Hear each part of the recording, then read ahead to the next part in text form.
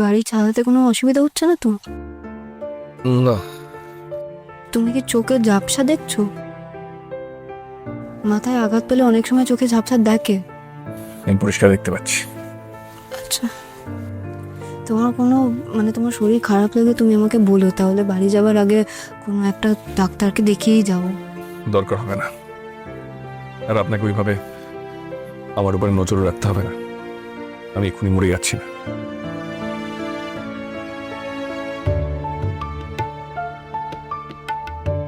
বড্ড বেশি বাজে কথা বলো তুমি।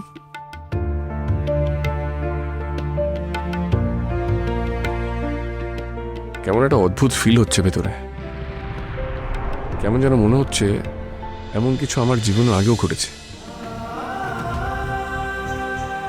এই লাজবন থেকে আমার পাশে এমন করে আমরা যেন বহু পথ এইভাবেই বেরিয়েছি। সব ভাবছি। আপনি এদিকে পড়তে আসেন? না, এখানে না, বাঁশদুনিতে আমার বন্ধুর বাড়িতে আমরা কয়েকটা বন্ধুরা মিলে পড়াশোনা করছিলাম। তো ওখানে ওই রাস্তায় এলেন কিভাবে? আপনাকে আমি ছুটতে ছুটতে আসতে দেখলাম। এই দুজন লোক আপনাকে তাড়া করেছিল। আমি অটো করে ফিরছিলাম, আর ওই দুটো লোক ওরা অটোতেই ছিল। ওরা অটোওয়ালাকে পয়সা দিয়ে মুখ বন্ধ করিয়ে দিল, আর আমার সাথে আমার সাথে ওরা অসভ্যতা করার চেষ্টা করছিল।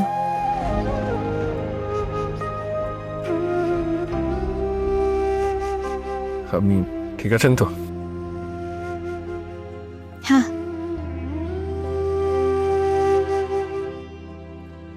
কেমন অদ্ভুত লাগছে।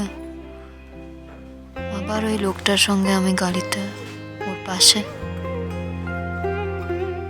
ঠাকুর, আমি কি পাপ করছি?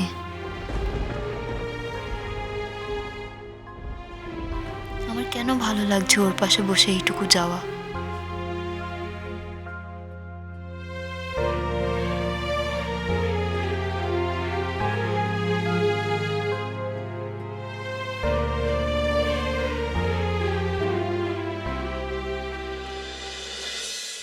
বারবার করে বলেছিলাম, আমি তোমাকে বারবার করে বলেছিলাম বনলতা, যে কৃষ্ণকে একটু অন্যভাবে ট্যাকল করতে হবে। ওকে জোর করে কিছু করাতে গেলে ব্যাপারটা হিতে বিপরীত হবে। তুমি কি করলে? হঠাৎ করে আমার হাত থেকে ফোনটা কেড়ে নিয়ে বললে পুলিশে খবর দেবে, ব্যাস। সেটা শুনেই হয়তো ও ইচ্ছা করে আরো লেট করছে। কেন বলো তো বনলতা, কেন? ছেলেটা রোজ অফিসে বেরোবার সময় তুমি কোনো না কোনো বিষয় ওর সাথে খিটমিট করো, কেন?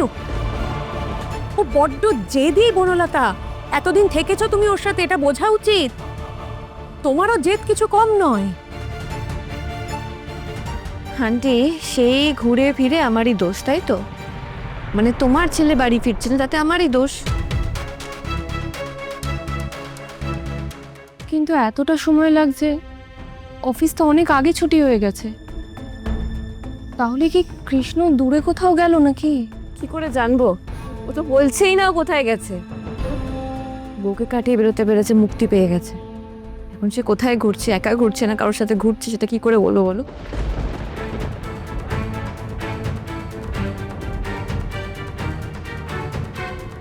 কার সঙ্গে ঘুরছে মানে? তোমার মনে কি কৃষ্ণকে নিয়ে কোনো সন্দেহ আছে? সে সন্দেহটা করার কি একেবারে কোনো কারণ নেই ঠাম্মি? ওর পাস্ট ও ভুলে গিয়ে থাকতে পারে, কিন্তু আমাদের সকলের তো স্মৃতিভ্রম ঘটেনি।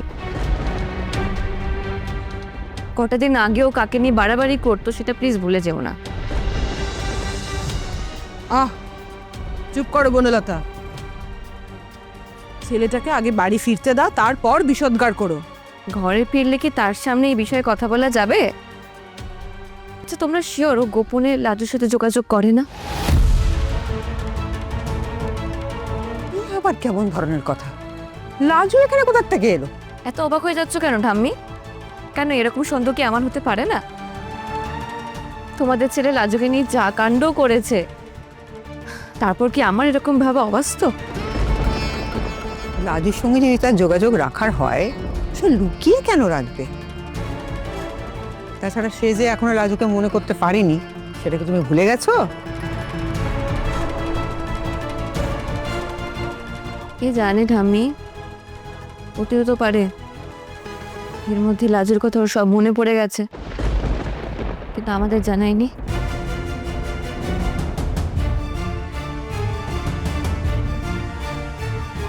নইলে আমি অনুভবকে এত সেবা করার পরেও ও আমার প্রতি এত কেন বিরক্ত, এটাই আমি বুঝতে পারি না। দেখো গিয়ে, লাজুই হয়তো ওর মাথাটা খাচ্ছে। এই তুমি থামো তো, কি বলছো, কেন বলছো? কিছুই ঠিক নেই তোমার। আমার সিচুয়েশনে তোমরা কেউ নেই আঙ্কেল, তাই আমার কি অবস্থা, আমি কি ভাবছি, আমার কি মনে হয় সেটা তোমরা কেউই বুঝবে না।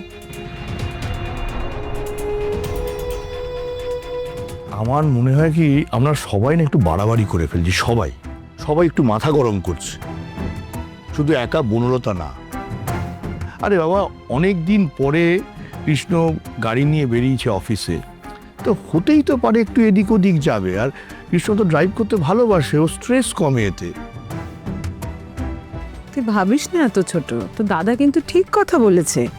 আসলে কি বলতো, কৃষ্ণ একটু স্বাধীন চেতা তো, এই যে আমরা সবাই ওকে চোখে চোখে রাখছি, আগলে রাখছি, ও সেটা ভালো লাগছে না, বুঝতে পেরেছিস? চলে আসবে, দেখবি না, ঠিক চলে আসবে। নেহাত বকাবকি করা যাবে না, তাই জন্য চুপ করে রয়েছে। ও যে অত্যন্ত একটা বেপরোয়া কাজ করেছে সেটা আজকে বুঝিয়ে দিতাম। থাম তুই গোপাল, আর একটা কথা বলে দিই, কৃষ্ণ এলে তুই কিন্তু কিছু বলবি না।